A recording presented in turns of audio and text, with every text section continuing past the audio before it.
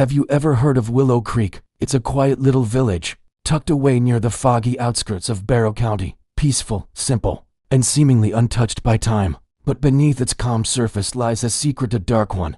At the far end of the village, hidden behind a tangle of wild vines and rotting trees, stands the old Willow Creek Manor. It's abandoned, its cracked walls draped in cobwebs, its wooden doors hanging loose, and its windows, they seem to whisper when the wind passes through. Locals say that back in 1942, a woman named Eliza Moore was murdered right on the stone bridge that crosses the nearby creek. Since that fateful night, people claim her ghost, drenched in the same wet gown she died in, still wanders the grounds. Sometimes she's seen in a window, a pale silhouette against the dark. Other times, she stands motionless on the bridge, a lonely figure in the mist. And anyone who sees her is found dead by dawn, floating lifeless in the creek. The night was cold. The air was thick with the chirping of crickets. Somewhere in the distance, a stray dog barked, a long and mournful sound that echoed through the village. At an old tea stall near the square, a single lantern flickered weakly, casting long shadows. Four friends sat around a small table: Ethan,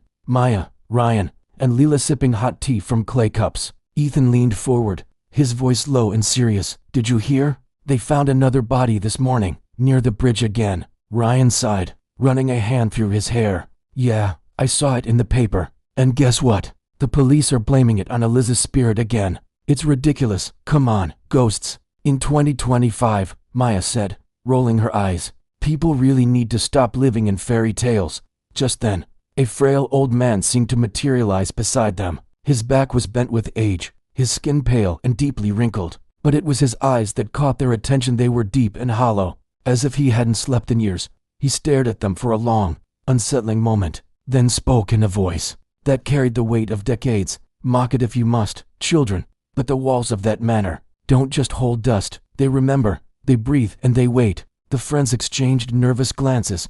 The playful mood had vanished. "What do you mean, sir?"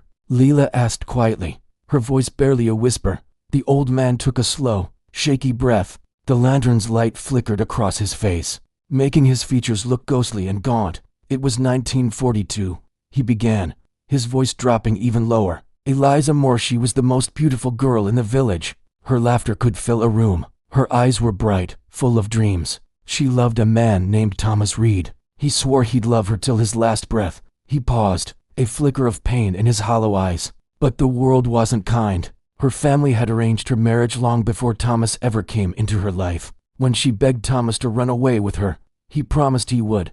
But promises are cheap. One stormy night, Eliza met him by the bridge, ready to leave everything behind for him. She held his hand, and she whispered that their love was worth any price. But Thomas, he pushed her. Just like that." The old man's voice trembled with an ancient sorrow. "They found her body the next morning, tangled in the weeds below the bridge. And 2 days later, Thomas was found, to his face pale, his eyes wide open with terror, floating in that very same creek." He stopped, staring into the darkness beyond the lantern's glow. "They say Eliza never left. Her soul returned to claim what was hers, and now it claims every soul that dares to cross her path." The friends were silent, the story hanging heavy in the air. Then, Ryan broke the quiet with a nervous laugh. "Wow, sir, that was amazing. Seriously, that story's straight up Netflix material. It has everything: horror, romance, betrayal, all in one." Ethan smirked, trying to shake off the chill that had settled over him. "Yeah, if that ever becomes a movie, you definitely deserve a writer's credit, old man." The old man's eyes hardened, the softness gone in an instant. "Laugh all you want," he whispered, his voice like scraping stone. "But mark my words, the moment you treat fear as a joke, laughter is the first thing that dies." The friends chuckled, but a strange, creeping unease had taken hold. The old man's words echoed in their minds. Then Maya, ever the skeptic, broke the tension. "Well, there's only one way to know for sure. Let's find out if your ghost really exists," she said, a challenging glint in her eyes. "Let's go to the manor tonight." The old man's expression froze into a mask of pure dread. He leaned closer, his voice urgent and raspy. "Don't even think about it. No one who enters that house ever comes back. The manor's awake tonight, and so is she." But it was too late. The challenge had been issued. Ethan grinned, a thrill-seeking spark in his eyes.